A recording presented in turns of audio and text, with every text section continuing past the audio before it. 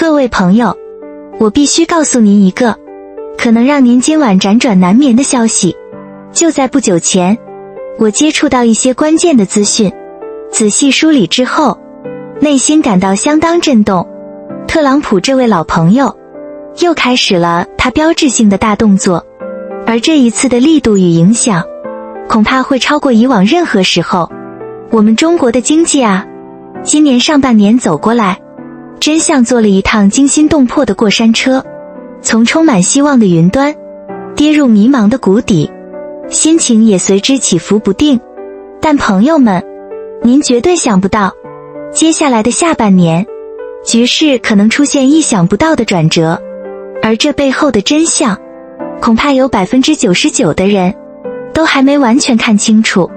我先问大家一个看似简单的问题，您觉得8月12日这个日子怎么样？翻翻日历，好像平平无奇，对吧？错了，这个看似普通的日子很可能直接关系到你我钱包的厚薄，关系到我们辛苦积攒的养老钱。为什么我会这么说？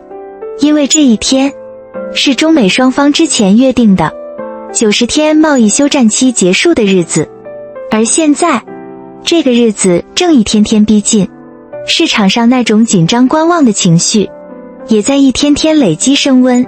说到特朗普这位老朋友，他的操作方式确实让我这个经历过不少风浪的老头子也感到叹服。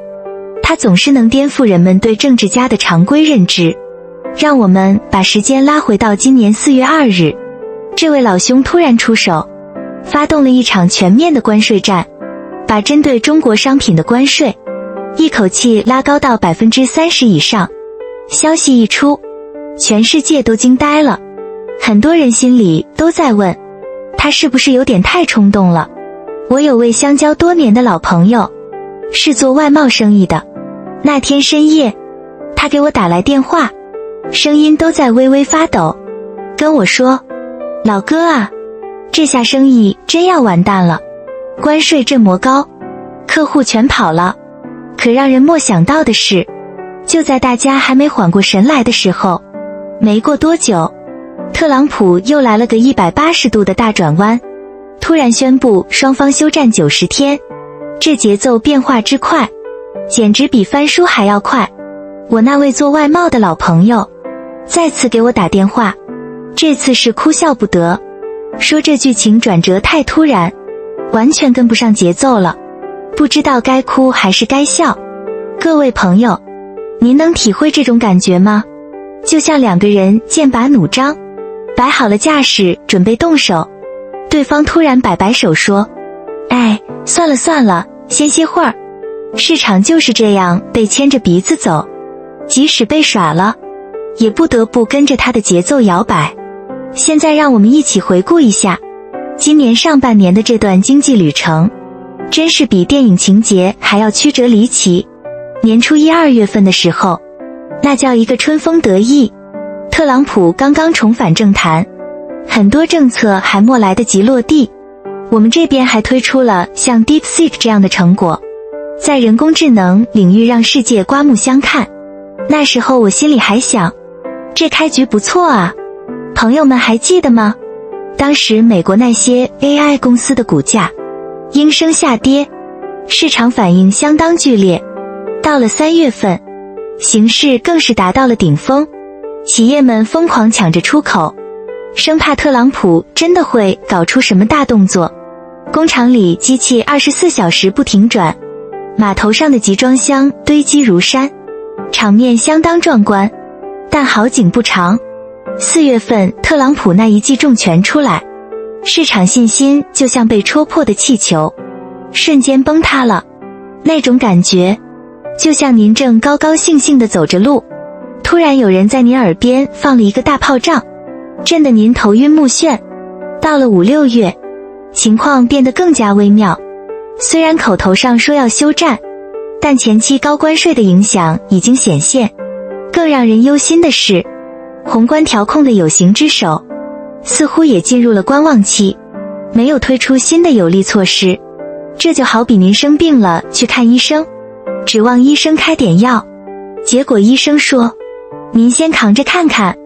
这种等待和不确定性最是煎熬，特别是房地产相关的行业，更是感受到阵阵寒意。朋友们，你有没有过这样的体验？在寒冷的冬天，穿着单薄的衣服站在刺骨的寒风中，那种冷意是从骨头缝里透出来的。现在，关键的时刻到了，我要和各位朋友分享几个可能改变下半年经济走势的关键时间点。第一个当然就是前面提到的8月12日90天休战期结束的日子。这个时间点就像悬在头顶的达摩克利斯之剑。第二个重要节点是美联储到底何时降息，是7月还是9月？这个时间差对我们的影响至关重要。第三个是7月份北京的重要会议，虽然大家的预期普遍不高，但万一能带来一些惊喜呢？各位朋友，您觉得特朗普这个人靠谱吗？依我这把老骨头的观察，这位老兄简直是个变脸大师。他执政这么久，几乎没有一个政策是完全按照外界预期执行的。当初海湖庄园达成的协议核心内容，现在看来根本推不动，反而把美联储给得罪了。现在美联储更不愿意配合他，这不是搬起石头砸自己的脚吗？我们再来看看国内的情况。现在市场上普遍有种看法，认为政策会继续拖而不举，大家觉得不会有大规模的刺激政策出台了。但我觉得这种观点可能有些片面。日本经历所谓迷失的30年，是通过放弃追赶来换取美国的兼容。我们的国情能一样吗？任何忽略这一点的人，未来可能会付出代价。现在到了最关键的部分，谁可能成为下半年最大的赢家？我认为 A 股市场很可能扮演这个关键角色。为什么这么说？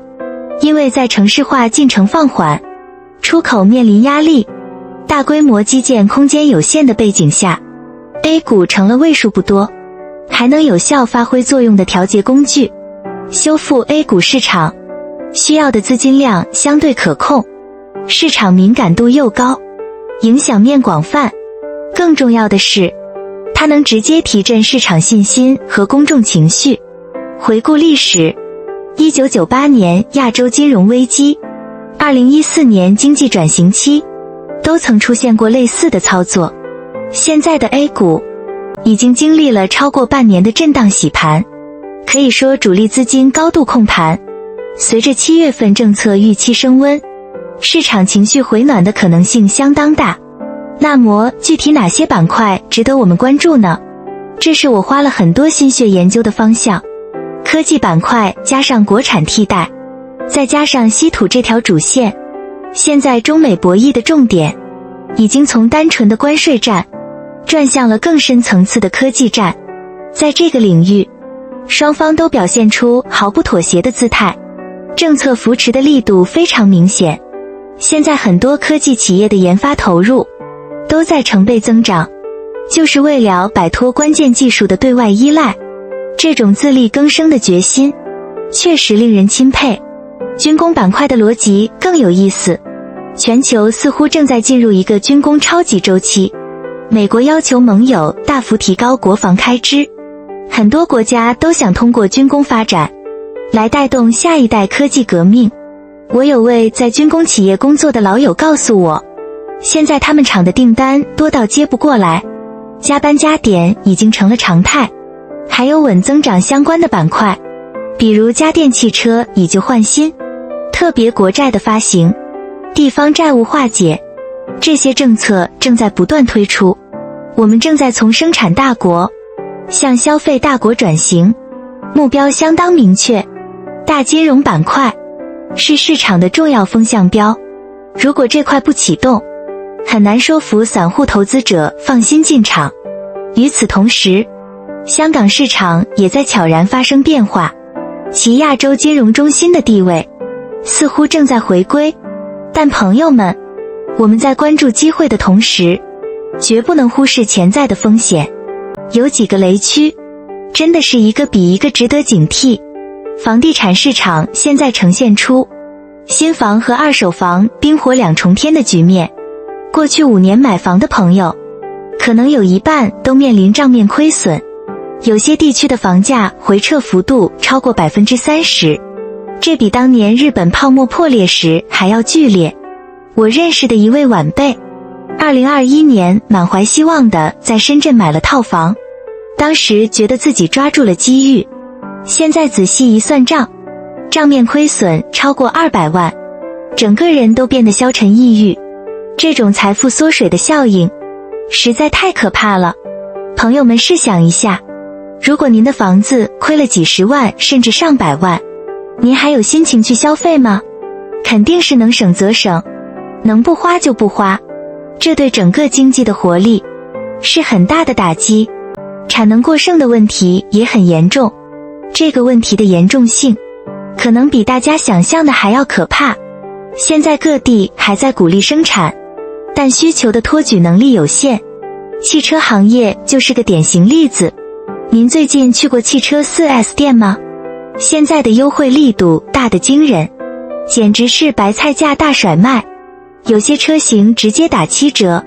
销售员看到顾客就像看到救命稻草一样热情。我有位开 4S 店的朋友向我诉苦，说现在卖一辆车赚的钱还不够支付店面的租金，这种内卷程度实在令人忧心。企业为了生存，只能不断压低价格，最后大家都赚不到钱，整个行业陷入恶性循环。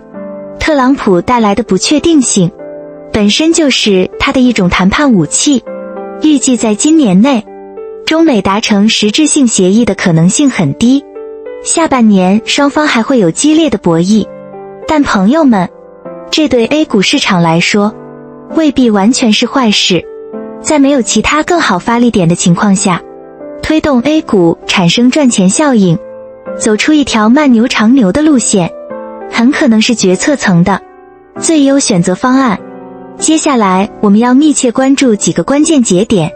美联储到底何时降息？7月份的重要会议有没有新的提法？8月12日休战期结束后市场的心态，还有9月份的重要活动，都会是重要的观察窗口。作为和您一样经历过风风雨雨的长者，我的建议是，与其盲目悲观，不如积极寻找结构性机会。A 股市场的局部赚钱效应很可能就是下半年最重要的投资主线之一。当然，投资永远伴随着风险，我上面说的这些仅仅是个人的观察与思考，绝不构成任何投资建议，您千万不要盲目跟风。但我特别想问问评论区的朋友们，在这个充满不确定性的时代，您觉得我们普通人该怎么办？是继续观望等待，还是主动出击寻找机会？您身边有没有亲朋好友在这波动荡中把握住了机会？他们是怎么做的？我特别想听听您的真实想法和亲身经历，请在评论区敞开心扉告诉我。朋友们，危机这个词往往就是机会的另一个名字。翻开历史书，每一次大的动荡和变局都会造就一批新的成功者。在这场牵动全球的中美博弈大戏里，谁能保持清醒的头脑，保持独立的思考，谁就更有可能成为最终的赢家。关键是不要被市场的情绪左右，要有自己的判断。如果今天的分享能为您提供一些看问题的新角度，带来一点启发，那就不枉费我们这番交流了。请您点个赞支持一下，这是对我们创作最大的鼓励。也请您订阅岁月前程这个频道，点亮旁边的小铃铛，这样您就不会错过我们后续的深度分析了。今天的分享就到这里，感谢各位朋友的耐心聆听，愿我们都能在时代的浪潮中保持定力，从容应对，守护好属于我们的岁月静好。我是岁月前程的主编，我们下期再会。